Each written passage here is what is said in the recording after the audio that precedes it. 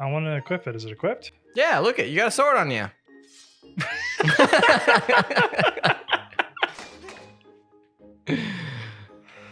How's it feel? Bad. Yeah. 10 years ago, Skyward Sword was released on the Nintendo Wii near the end of its life cycle. The franchise has always had big expectations to live up to, but with it appearing on a dated console and most games at the time branching off into bigger worlds, more grandiose action and set pieces, higher definition graphics, and impressive cinematic storytelling, high expectations were getting harder to meet. The Zelda franchise started to feel like it was being left behind instead of leading the way for games to follow. The Legend of Zelda has been something that we have held deeply close to us. Some of our first and strongest memories in gaming have come from this series, and for it to still redefine and surpass expectations to this day is truly masterful. Revisiting Skyward is something I'm very excited to do. Despite it ending up as the middle child bookended between some of the most revered games in not just the franchise, but gaming history itself, it still holds such a special place in my heart.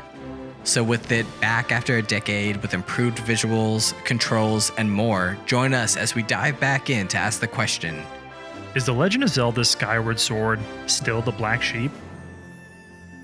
Skyward Sword is the first game in the Zelda timeline. It's the origins of it all. Long before there was even a Hyrule to protect, the earth cracked and opened up, and a great evil spilled out, destroying everything in its path in search of the Triforce. The goddess lifted the remaining humans of the world and put them into the sky, sealing the great evil away. But our adventure begins as it always does, with our hero in bed. Skyward Sword gives us our most intimate look at our heroes Link and Zelda than ever before, in a budding and blossoming young love, all before adventure is thrust upon them. Link sets out to chase after Zelda, who was dragged from the sky to start her own adventure. Link has learned that she is under protection of a servant of the goddess in Impa, who is taking her to purify her body in springs located around the world. You follow after her in your own trials in your wake to forge the Master Sword and prevent the great evil from returning. Skyward Sword also houses, in my opinion, maybe the best version of these characters we've ever gotten. Definitely the most fleshed out. They are emotionally driven, and each one is given moments to shine that culminate in surprising and satisfying conclusions, showcasing what we've loved about them for years, or maybe for the first time. Link has some of the most expressive animation we've ever seen for him, on what's usually a quiet and very stoic character, giving those small moments a bit more depth. That was a lot. What was with Link's? Are you good? He's about to sneeze. Zelda, who in this story is not a princess, but a young woman, elegant and caring as always, but she's not afraid to fight or speak her mind. She's strong-willed, and we get to see her take the first steps into becoming the princess and leader of legend. My favorite character in the game, Impa, has appeared in many forms through the series, but never with such command and star power as she does here. Her design is beautiful and truly unique. In this game, like others, she is Zelda's protector, making it her duty to ensure that no matter what, Zelda's journey is completed, even if that means leaving Link behind, who at this time is not strong enough to protect her.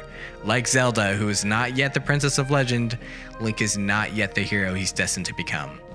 The game further showcases some of the best supporting characters we've seen. In the comedic himbo Beefcake Groose, a beautifully and socially awkward spirit to accompany you in the form of Fi, and one of the most outrageous and flamboyant villains we've seen to date in Girahim. The game has some of the most beautifully crafted music, which has been painstakingly orchestrated to take some of the most recognizable tracks and themes in the series and subvert them, taking musical cues to plant and awaken subconscious memories of Zelda's past. Something that hasn't changed in the game is its slow start. And when it feels like the clouds are parting and the world opens up, it really narrows its view again, having you play in these overworlds that feel very limited and restricted. You're constantly having to search for random things that are just designed to slow your pace.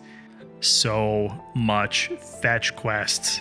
Go search for keys, go search for little creatures, go search for whatever goober you need. There's always a bypass key, a virus key, a who cares key I can never remember, so I always call it a goober. Give it. And it never feels like a reward.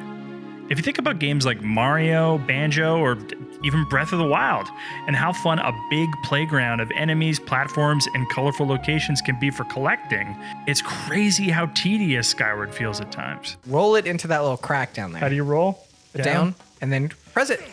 Yeah, you got it. Now you can crawl right in there and get that blue roop. Jesus Christ. I'm so glad I got you around, dude. Skyward Sword was exclusively developed with the Wii Motion Plus in mind, and that has certainly not changed. I'm not the biggest fan of motion controls, so finally being able to enjoy Skyward Sword in handheld mode or with the standard Pro controller was really appealing to me. That was until I started playing it. How do I get? Oh, is my shield just out there automatically? I don't know. Press the other button, the nunchuck button. There Oh you go. my god, it's pushing in the left stick. Grab him and then press up. I know everything I have to do. Okay, I'm just wondering because it's our third attempt. It's not about knowing what you have to do. It's about mixing up the 36 buttons it takes to do any individual action at a given time. Okay. Oh, fuck. You can just pick it up again. Well, I dropped it. But you can. And I got my net out.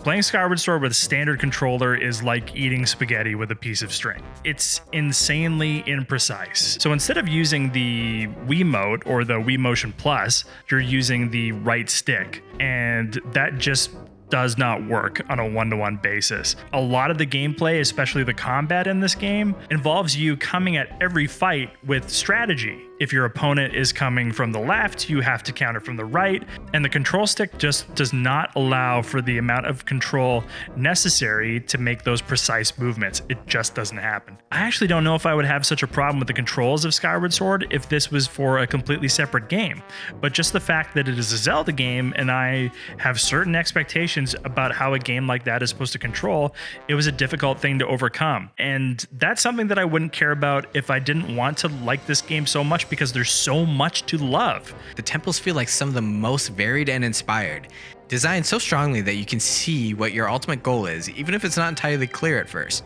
The theming and storytelling in each one is a step above the series past, like dealing with a massive boulder as part of the puzzle and the threat, only for it to be revealed as the dungeon's boss later.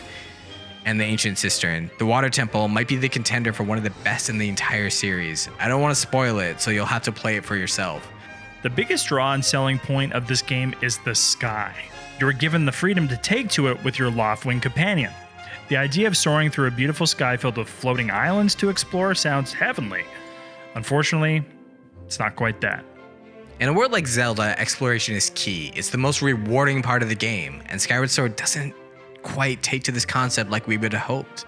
It's great for you to fly your bird, but you quickly will find out and realize that there's almost nowhere for you to go at all.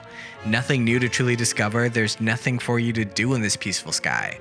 No islands, no enemies, no adventure of note. The sky only exists for you to fly to an opening in the clouds and drop to the ground to play in a small sandbox. It feels incredibly shallow and such a missed opportunity, in contrast to previous games like Wind Waker, which had you sail the open seas, fighting everything from sharks, pirates, giant squids, to wrestling with hurricanes, meeting friendly characters, finding uncharted islands, and discovering sunken treasure. Skyward Sword feels like an ocean in length, but a puddle deep. In Breath of the Wild, the game after it, you could look at any point in the world and decide to travel there. There was nothing but discovery and adventure to have at every corner, and they made it look so easy. It's really hard to look at a world as beautiful as Zelda and see it as empty. I don't understand why they took to the sky with so much possibility, only to send you hurtling back down to the ground. With all that said, Skyward Sword may have a little rust, but the blade is still as sharp as ever when it comes down to it. We grew up with these games, starting with them as kids ourselves. So in the way this game handles its final moments, it left me choked up. It somehow handles an origin story in a way that gives new weight and emotional depth to not just Skyward Sword, but the entire franchise that seems supremely in tune with the heart of its fans, knowing just how much this series can mean to us. The sign of a good prequel is something that doesn't just stand on the shoulders of its predecessors, but adds to their height. It's hard to see the sequel to Breath of the Wild and not see the blood of Skyward Sword running in its veins. We are finally taken to the sky again, and this time it's filled with an entire other world to explore.